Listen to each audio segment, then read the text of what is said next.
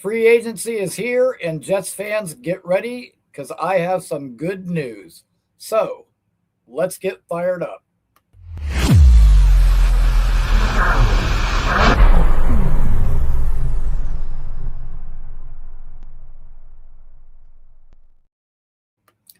Thank you to everybody for joining me.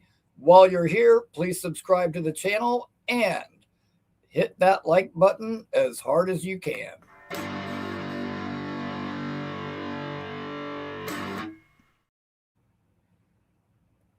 And speaking of subscribing to the channel, I'd like to thank some of our newest subscriber, Charles M., who left a comment on our last video that said this is his favorite new Jets channel, which really means a lot to me because there are so many Jets channels out there to pick from. Also, Chris Colfer, DDOT NYC, Extinguish the Guilt, and also a very close personal friend of mine, Amy J. Thank you so much for subscribing. It means the world to me. I really, really appreciate all you guys being here and giving me your support. So, free agency is here, and the Jets have made several moves. Unlike previous years where we kind of waited and nothing was happening, this year we had kind of a flurry of activity right away, right off the bat. And I'm going to go over a few of those real quick. Yes, we did lose Nick Folk, which sucks. I really had hoped we would bring him back. AVT is gone. That doesn't bother me. And I know he spent time at right tackle, left guard, right guard, but he spent most of his time on injured reserve. And the best ability is availability, which he just simply doesn't have. I'm okay with him moving on. Unlike the Saleh regime that stuck with Zach Wilson for far too long, dude, sometimes you just got to make like a fisherman and cut bait. That's all there is to it. So, enough with the departures. Let's talk about the arrivals. Geno Smith is back. And I'll tell you that I've seen a lot of mixed reviews on this move. Now, Geno, he isn't going to be a record breaker. He isn't going to be a world beater. But what he can be is an adequate average quarterback. And if we get this defense in shape, that'll be enough to win us some games. You know what? The Jets brought in a quarterback who definitely knows how to take a hit. So hopefully that won't be needed this time around. But Geno's back. We have our quarterback.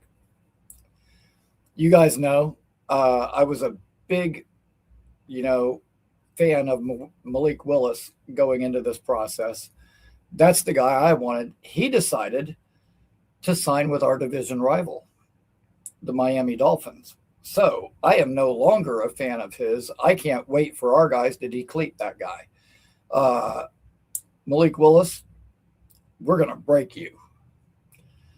Additionally, my number one free agent above anybody that I wanted for the Jets was Romeo Doubs, who earlier today signed with the Patriots. You know what? We're going to break you too. And now I believe we have the guys to do it. One thing has become apparent to me looking at the free agent moves that we have made so far. Right off the bat, the guys that, if you look at the guys we brought in, it's obvious. We're going to stop the run. First of all, priority, stopping the run, something that this team has struggled to do. Aaron Glenn brought in a bunch of guys for exactly that purpose. It's real obvious that we said last year, he needs to bring in more Aaron Glenn guys, guys that have that physicality, that guys that aren't worried about getting in there and doing the dirty work. And I like the additions that we've made. It's very obvious. Aaron Glenn, he's got a plan. He is remaking this team in his image. And I'm excited to talk about some of these moves. So you do have a plan.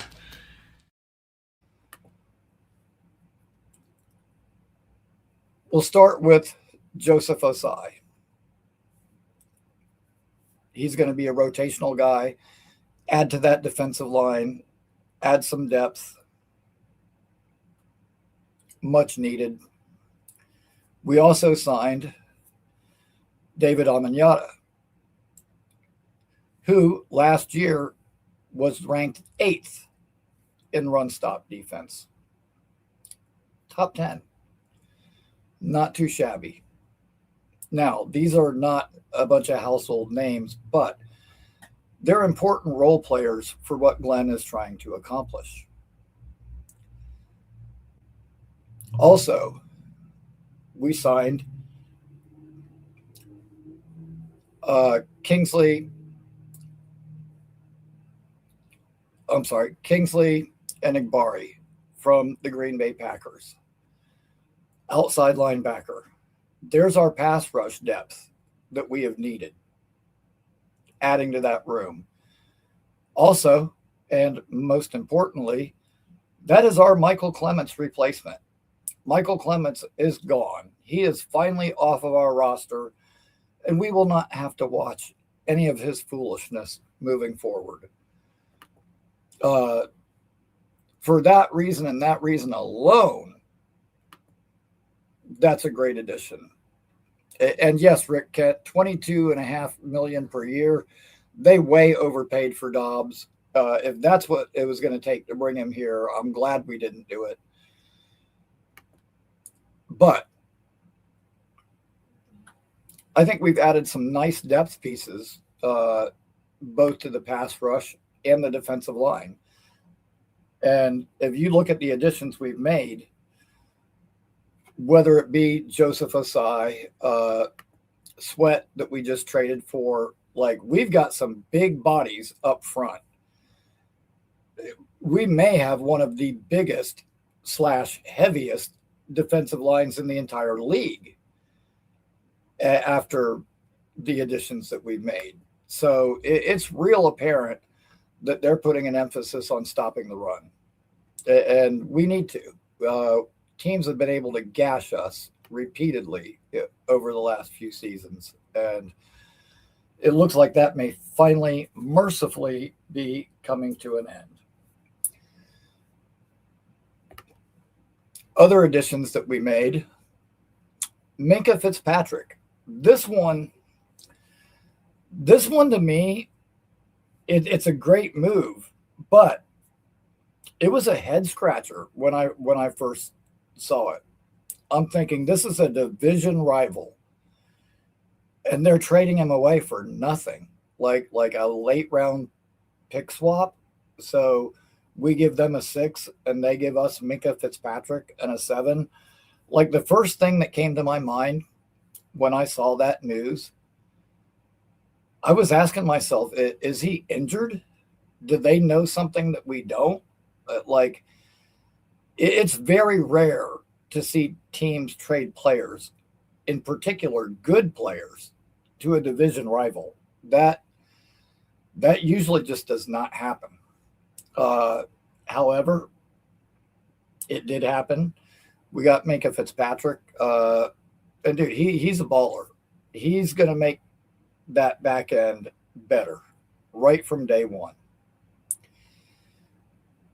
There's been a lot of talks of reunions. You know, Demario Davis came back. Geno Smith came back. I haven't even mentioned Demario Davis yet. That is a huge addition for this defense. What we have needed is that vocal leader. We haven't had that since Mosley left. By his own admission, Sherwood is kind of an introvert. He doesn't like being loud. He doesn't like being in front of the room and being that guy. Well, we need somebody who is. And make no mistake, Demario Davis is that vocal leader. He can do those CJ Mosley things, getting guys lined up in the right spot, being able to diagnose what the opposing offense is trying to do to us. That is a huge addition for us. And I, for one, I'm really, really glad to see Demario back. Liked him when he was here before, liked him the second time around here. And you know what? Third time's the charm. We got a leader that can really help to get this defense turned around. Also, going back to the secondary, and I was talking before about reunions. I even heard the name Ashton Davis floated around. Now, myself personally, when I started hearing all these things, I was like, you know what? Even though Ashton Davis did manage to pick off Josh Allen multiple times, he wasn't the best tackler. He wasn't good all around. And I personally was kind of hoping that maybe there would be a reunion with Jason Pinnock. However, it's a different former Giant that we ended up signing. We ended up signing Dane Belton. He's played 66 career games, and in those games, he's had 6 interceptions. The one thing that Belton brings to the table that is really needed, he's a very, very good, very sure tackler. This guy doesn't miss tackles. That's going to be very helpful in the back end. Also, we saw Nahshon Wright, cornerback from the Bears. This is a signing that I'm really, really excited about. Wright is 6'4". Last year, he had 80 tackles, 5 interceptions, 11 pass breakups, 2 forced fumbles, and 3 fumble recoveries. One of those forced fumbles, he stripped Jalen Hurts on a tush push, denied the Eagles. This kid's a baller, and he creates turnovers, something that our defense did not do last year. I mean, hell, 5 interceptions.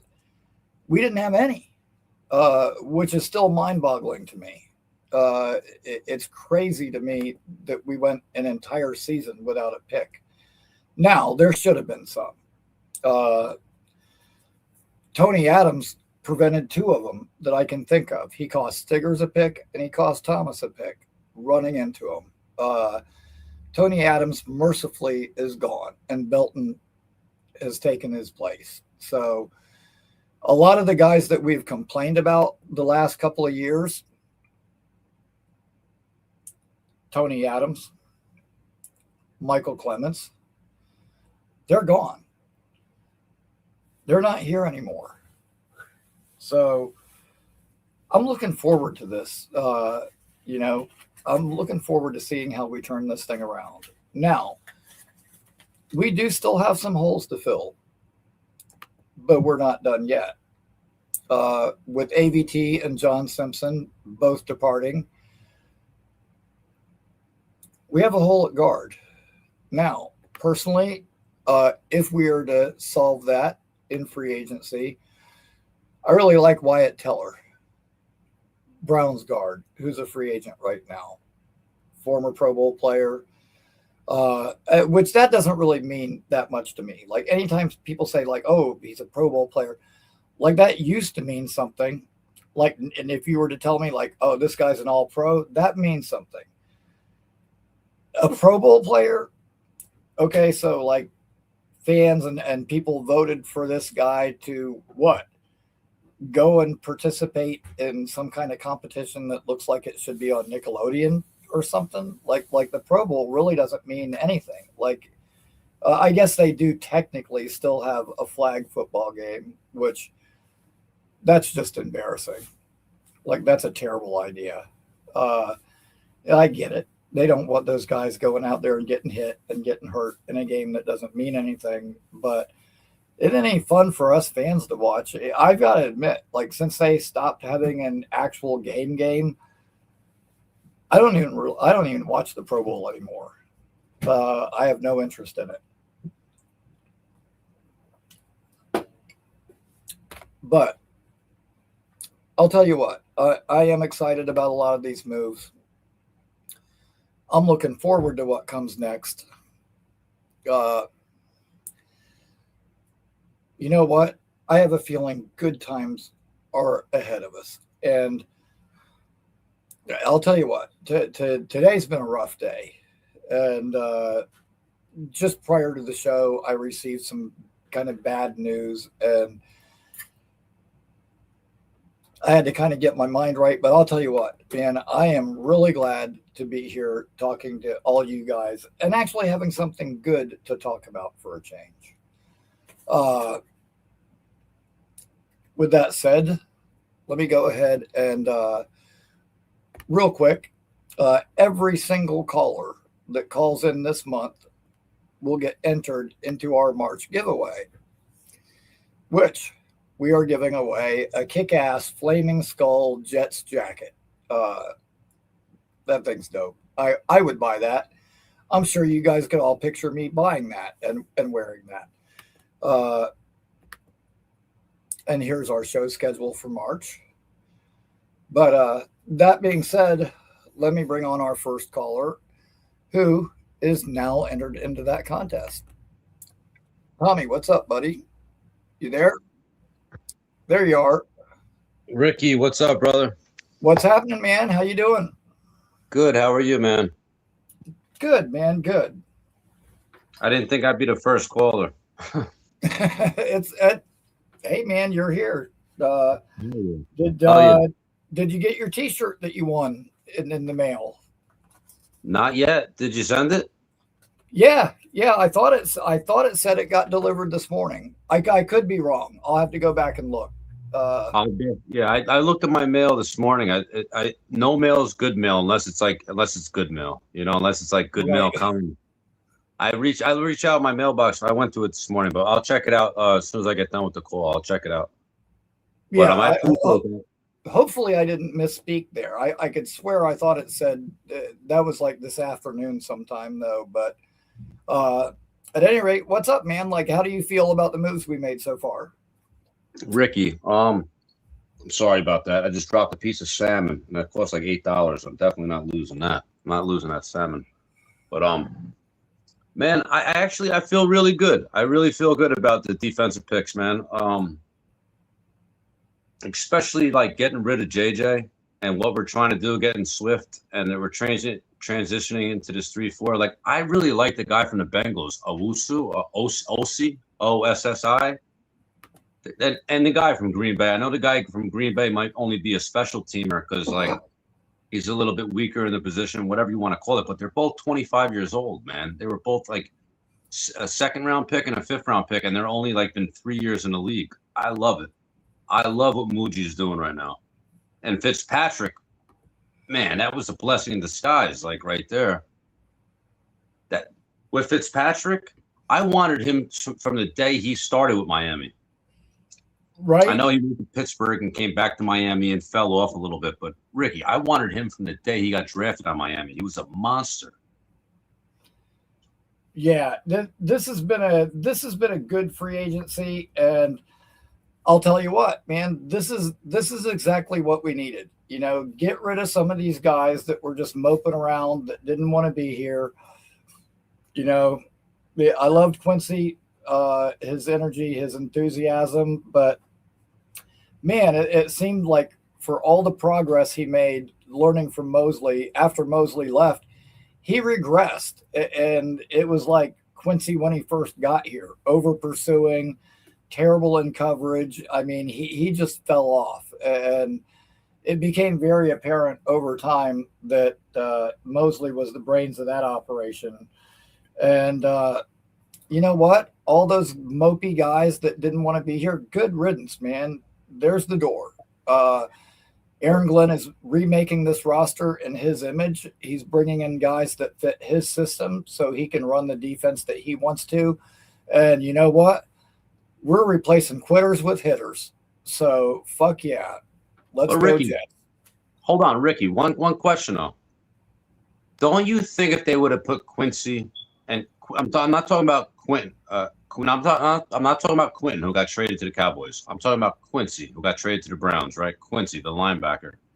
Don't you think that he took it a certain type of way when they signed Jermaine Sherwood and took over basically like what he wanted to do? So he was basically cut out from the get-go once they signed Sherwood.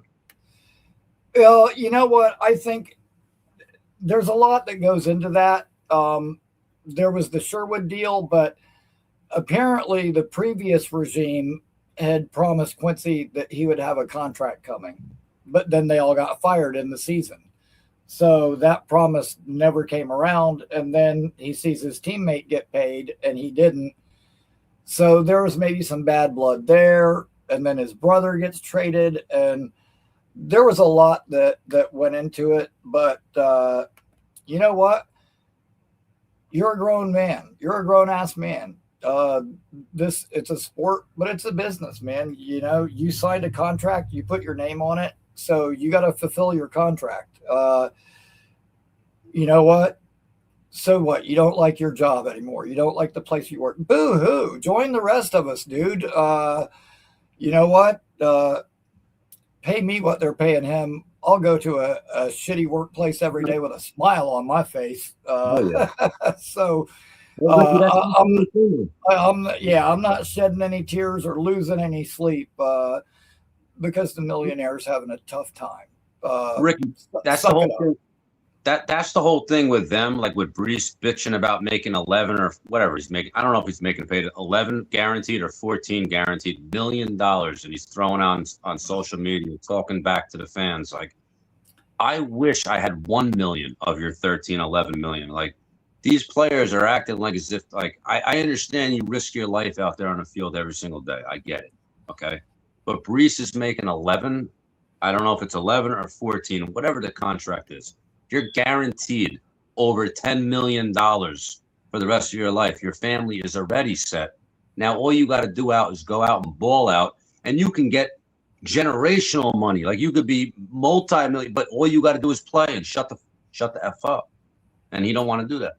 Right. Well, listen, and Brees is you got to remember, these are young guys. Okay. When I was in my 20s, there was no social media. I can't even say the kind of decisions I made on air. I mean, I'm sure the statute of limitations probably ran out on a lot of that stuff, but still, I'm not going to go there. I made some bad decisions, and I sure as hell probably said a lot of things that I either didn't mean or regretted later. Dude, he's a young guy. The other day, you know, he was posting like his favorite movie franchises, and dude, you would have thought it was like a kid. It was like Harry Potter and like I'm like, what? No Marvel movies, no MCU movies, like nothing like that. It all seemed like kid movies. Right. You know, he's a young guy, and a lot of times I think some of the stuff that he tweets is, you know, sarcasm. I think sometimes he's just fucking around and trolling people. I don't really think that he's as disgruntled or as unhappy about being here as some people are led to believe. No, Ricky, and I agree with that. Like, he's like a big child that like likes to have, you know, fun and all that. But he has to understand, like, you're in the New York media, where he has to have some kind of person to his side saying, you know what, maybe that's not a great idea to text that out. Like, he has to have some kind of people. If you want to be an elite running back in this NFL, I always watch films on Barry Sanders. He always just hands the ball back to the referee, doesn't say anything. And that's what Brees does. But he's taken it to another level on this Instagram or all this BS. Like, I know it caught up. Times have caught up. It's not Barry Sanders was not in that time. But I believe if Barry Sanders was still in this time, he wouldn't go through all that propaganda. He would still be the man that he was. Yeah, and you know what? Listen, I can't even begin to count the numbers of times that we've had this conversation about these guys and their social media. Like some guys should just stay off of social media, but in particular, when you're here in New York, you have to understand anything that you put out there on the internet, people are going to take it and they're going to run with it. And it doesn't matter if you're joking or not. So yeah, I completely agree. And Brees is not alone in that category. You could say the same about Sauce. You could say the same about a lot of these guys. Probably be better off staying off of the social media, or at least, like you said, having somebody there to advise them, like, hey, man, that's not a good idea. And, a lot of these guys, you'll see them tweet things and then they'll go back and delete it. That's the worst. It's the worst. That's the worst, because then it's kind of like announcing, like, I just fucked up. Yeah. Dude, it's crazy. It's crazy. And, but you know what? Hey, that's the world we live in. Ricky, last point. Do you think that they're going to sign? I know Brees is tagged, but do you think they're going to keep him? Obviously, they're going to probably keep him for this year. But when trade deadline comes, or by next year, do you think that he's gone? Like, we're going to have to make a deal with him because he's on. Not necessarily. I think a lot of it hinges on what happens this year. And, Brees tweeted, like, I'll always bet on myself. And, like, I don't think that was like some kind of like hidden agenda message where he's saying that he wants out. Like, that's him saying, like, hey, go ahead and tag me. I'm going to go out there and ball out and show you that I deserve the money, and I'll get that deal next year. And so, like, I think that's it.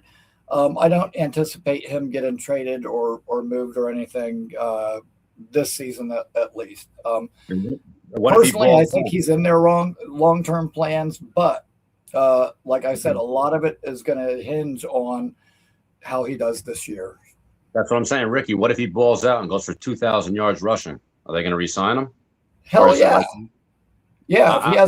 If he has a year like that, they definitely will. And I wouldn't be surprised to see him be one of the higher paid backs in the league at that rate. I can also see the Jets doing this, though, Ricky, and I'll let you go with this. I could see the Jets, if he goes for 2,000, they're like, okay, he met his peak, and we're going to get rid of him because he's in a running back in his fifth, sixth year. They only really last 8-10 years. I can see the Jets, like, if he balls out, that's when they actually get like that, a second, third round pick for him. But possibly. There's a lot of factors. Like, I could probably do a whole show on this, and maybe I will at some point, but there's a lot of things that could factor into that. Yeah, I mean, his trade value could certainly increase if he has a year like that. That's a fair point. Ricky, thank you for taking my call. Have a great show, brother. Love you to death, man. All right, man. Appreciate you, Tommy. All right. And next up, we got Troy Sturgis. What's happening, man? Hey, Ricky. How you doing, buddy? I'm doing good, man. I'm doing good. How are you? Doing good. First time caller on your show. Anyway, hey, love the free agency so far. I think they're doing a great job getting rid of some of the players that don't necessarily want to be here, and actually putting some better players in position. Absolutely, man. Like I said earlier, we're replacing quitters with hitters. So Right. that's what I like to see. So yeah, man, I'm excited. And I know, as I said earlier, it might not be the big household names, but I think these are guys that really fit Glenn's system and are going to be good for us. So I've been real happy with free agency so far. And, it's almost like last year, it seemed like we waited forever for them to start making moves. And this year, I mean, it was like, bam, a half a dozen guys that day one. So it seems pretty apparent that they're not fucking around. Like, I think that I don't necessarily agree that Glenn's seat is quite as hot as some people think but Yeah, I don't believe so. I don't, because the thing is now listen, if he goes out and completely lays an egg and we have like a 1-win season, yeah, his ass is gone. Like there's no two ways about that. But Yeah, if we're like losing I games, said, but like we're I losing said, close games, I think that Woody understands, like once we weren't getting Mendoza, like the quarterback options were not stellar. You've got to have a quarterback in order to win in this league, and there just weren't the options there. And next year is a great class. If it wasn't for Glenn and Muji, we wouldn't have all these picks at our disposal. So I think that Glenn is here through 2027, almost regardless of what happens. Like I said, it would have to be a just utter disaster in order for them to move on, I think. yeah, and I think that was a talk between Glenn Muji and Woody whenever they made those trades with Sauce and Quinton. And they said, I think it's all agreed upon that, hey, give us till this through this year of 2027 and let us do our business. And then we'll see where we're at the end of the end. And then you can see where we're at. But hey, on this draft, that signing of Demario Davis kind of really makes me feel like they could actually go Sonny Styles in this draft and kind of have Demario Davis just kind of groom him for this year. But I would still be fine with the Arvell Reese, but I think Sonny Styles could be the guy and playing, we got Jamie and Sherwood and Sonny Styles on both sides of Demario Davis, which we all know that he's past his prime in covering, and that's one of the ticks on him.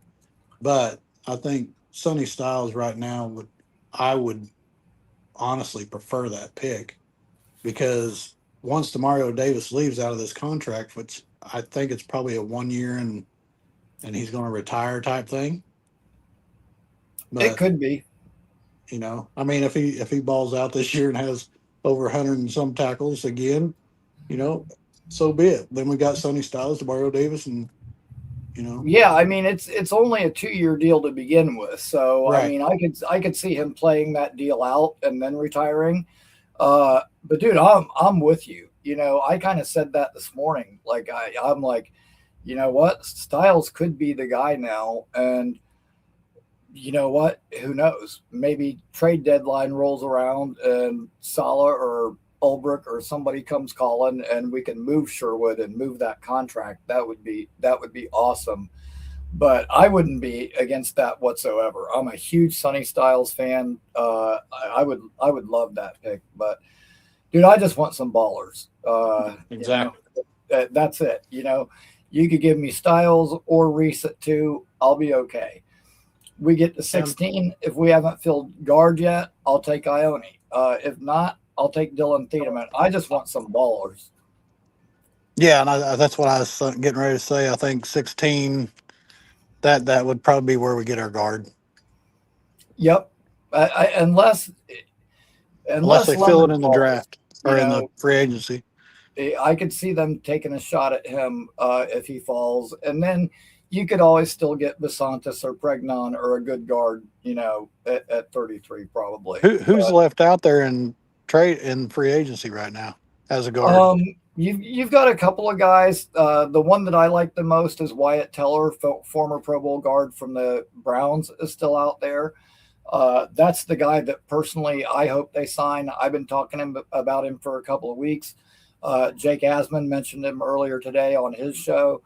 Like that's the guy that I would try to bring in if it was me.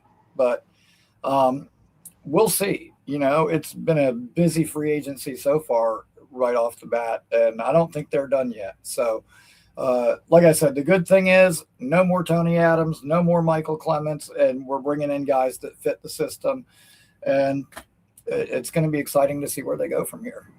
So we still have Mozzie, right? Yes, we do for now. So that's what I was thinking. That might be that would be done with our defensive line then. Yeah, I think the defensive line for the most part is probably intact now with the additions that we've made. Now, we could still add pass rushers, which are going to be outside linebackers. It's not going to be necessarily defensive linemen in a 3-4 alignment, but we can still add pass rushers. Another linebacker would not hurt my feelings, be it Styles earlier or Allen or Rodriguez later. Like it wouldn't hurt my feelings to have another linebacker come in. I mean, we still got holes to fill, but a lot less than we had yesterday. So, Ricky, I gotta go. Good all chatting right, with you, man. brother. Appreciate it, man. Thank you for calling in, and don't be a stranger. We'll talk again soon sometime. Bye. All right, man. Let's keep right on rolling along. And what's up, man? Andy? How Love you your doing? takes. Just want to say hello, and I love your takes. And I agree with you on Brees, man. I think we need to. We always need to have a GM that shows strength. And I think the best way that he could do it is take Brees and trade him to the fucking Cleveland Browns for a 7th-round pick. Just teach him. Just get him out of here. Send him where he doesn't want to go. He wanted to go to Kansas City so bad, Brees. He was dying to go to KC.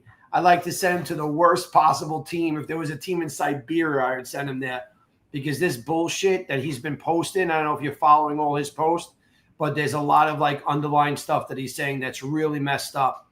And it's just, posting big fat liar and all these other things. I've been repeating it all day long, but he's definitely not showing that he's a team player. He could still negotiate. He has a really strong agent. He's not going to get more money by going on Twitter. That's for sure. Right.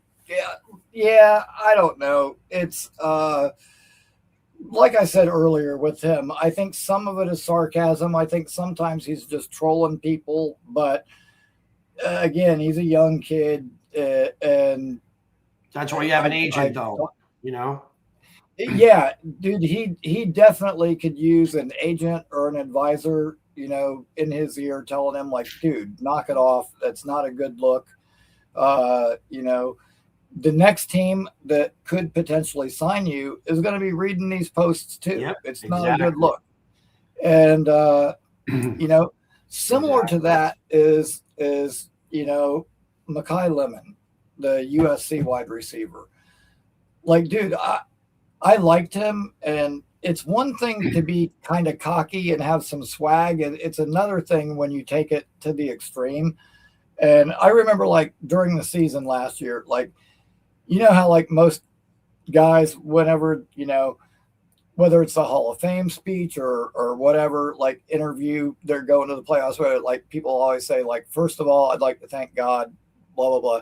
Like, there was a game last year where he had, like, a monster game, and afterward, he was like, and by the way, God had nothing to do with that. That was all me. And like at the time, it was just kind of a funny comment, like I kind of laughed when I heard it. But then, like when I watched his interviews at the combine, like they asked him about like how would it be to play with Garrett Wilson, and he's just kind of like leaning back. He's like, "Yo, that'd be cool," And he's like, "I'm like, why is this dude trying to come off all gangster and shit and not being more professional?" And then it sounds like, from everything I've heard, like they say that his interviews at the combine were just a disaster. Yeah, no, like, personality.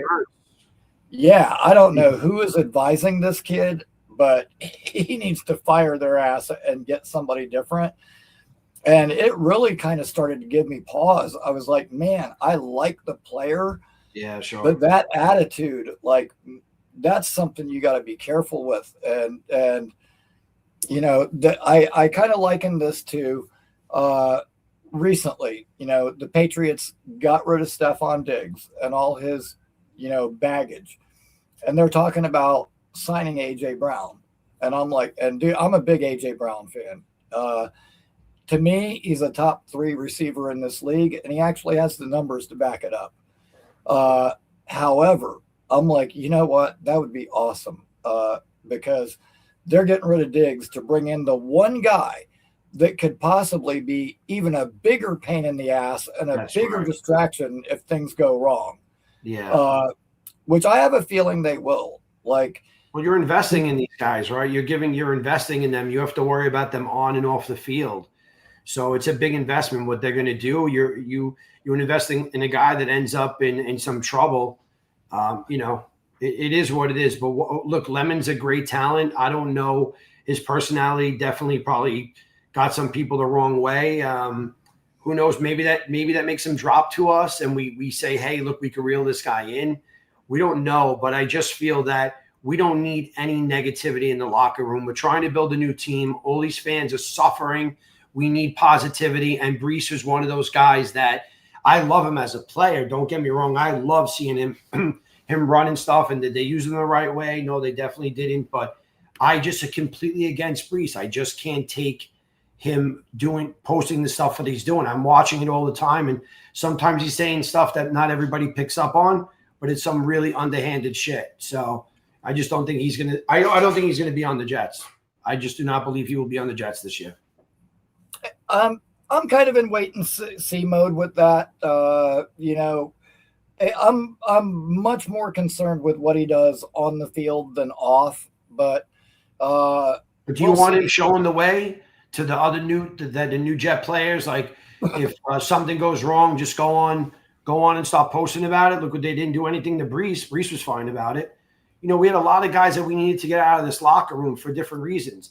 JJ was posting some crazy stuff too. And obviously, apparently after the fact, we found out that he wanted to leave. Look how respectful Quinnen Williams was, not saying a word, always being positive, and look what he did for us. We go into the draft with more capital. He was respectful, and he went to the team that he wanted to, and he got paid. That's the way to be a gentleman.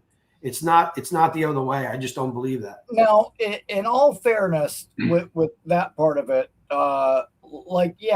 Quinnen, in publicly at least, he was a good guy and said the right things. However, behind the scenes, apparently he let the Jets know that he wanted out. He had been saying that for a while. With Jermaine, Jermaine was a great guy. I know. Dude, I'm a huge Florida State fan. I watched Jermaine in college. I had a lot of knowledge of him before he was ever a Jet. And dude, just like when we lost to Denver last year, and they said, you guys held them to 13, you still lost. And he was like, well, then we got to be better. We got to find a way. He was a class act. Now, I'm sorry to compare him to Brees because I really can't. But, just during the Super Bowl, he posted something to be like, wow, I don't think he wants to be a Jet anymore, So just some stuff. But I'm just against the negativity, man. We're all suffering as fans, guys like you working hard on it all day long. We just don't need that. Well, the thing is, it goes both ways with that. Like, we read the things that they post, but guess what? Those guys read what we post too. Yeah. And dude, some of the things that Jets fans were posting about Jermaine, fuck this guy. He fucking sucks. He's a bum. Get him the fuck out of here. Like, dude, that guy was doing everything he could. And he didn't have the sacks last year, but he was also coming off of a major injury, especially for a guy at his position that needs that explosiveness. And there were a lot of times where he still got into the backfield and affected the play, even if he didn't get the sack. Like, he gets into the backfield, can't get all the way to the quarterback, but he causes the quarterback to step up, and Briggs ends up with the sack. And a lot of people, they're stat mongers. They just look at the numbers. They don't really go back and really watch. But dude, I started to go at it with a couple of people on Twitter about that. And I'm like, dude, are you kidding me? This guy was a good teammate. He gave everything he could for this organization. And look how you guys are talking about him. You wonder why people don't want to come here and play for the Jets. And dude, I get it. As Jets fans, we're all frustrated as hell. This thing, dude, when I became a Jets fan, that was 98. So my very first year as a fan, we were in the AFC Championship game. And, when Woody first bought the team, 6 playoff appearances in the first 10 years. Now, since then, we haven't had any, which really fucking sucks. But, I was used to that. I was used to kind of always being in the postseason or at least making a strong argument. And so these last several years, like at first I thought, okay, we're going to have an off year. Maybe we're going to have two. I never expected it to stretch into this amount of time. Yeah, this is tough. And there were a couple of missteps along the way. The Adam Gase hire, that derailed us for the entirety of the time that he was here. And then Saleh and Douglas sticking with Zach Wilson as long as they did. Dude, like anybody else with a brain would have got rid of his ass way before we did. And the fact that they hung on to him, like, to me, that was just all ego. It was those guys not wanting to admit they made a mistake. Why not? Josh Rosen got drafted in the first round. He sucked, and they got rid of his ass the very next year. There were people we hung on to for way too long. There was also like the free agent curse. We got CJ Mosley. He balled out, had probably one of the best games Jets linebacker has had in quite a while. And by the end of that game, he was hurt. Missed the rest of the season. The next year, we signed Carl Lawson. Immediately, he's out for the year. Aaron Rodgers comes here. I was there. He plays in. I mean, dude, it seemed like whoever the big name free agent was, they got hurt. And it happened year after, like, several years in a row. And that's not really bad coaching or GMing. It's just bad fucking luck. And I hope we could turn that. I hope we could turn that around, because there's so many fans that are so passionate about this team. I've been fighting with people all day about Geno Smith and left and right. It's been a crazy day with this signing, but there's so many fans that we really need to turn this around, man. We really, really do. We are the best fans in the world. There's nothing like Jet fans, and I hope that we get to see some big wins someday, because I'll be there when it happens. I'm there for the losses. I'll definitely be there for the wins. Absolutely, man. Absolutely. And we've been waiting, a while to get this thing turned around. I really hope this is the year that we start to turn it around. I love the defensive moves. I do. I think they really are. They're going to stop the run. I think they reset the team. I think they got I think this coach Dunbar is going to really hold people accountable. He's a monster. I think we're on the right path. Glenn was a good DC. I mean, a decent DC. Let's call it that. I think the defense is on the right path. I'm very happy with what is going on there. Offensively, I'm still a little bit worried. But I thank you for your time, Ricky. I always am a big fan of you. Every time you call on any show, I'm always rooting for you. All right, man, dude. I appreciate it too, Lou, man. Definitely call in anytime.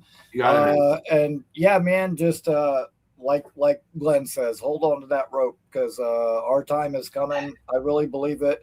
We brought in some good young defensive players, and with Dunbar being back, I think he can coach those guys up. So defensively, we're on the way. We're on the way. We have 11 picks, and we have another $50 million left to spend this year, and we have more picks next year. Defensively, we were definitely on the way. Offensively, we definitely need some work, and they're not done yet. Muji is not done cooking, that's for sure. Nope, definitely not, man. Our time is coming. So hang on, we're coming back. Go Jets.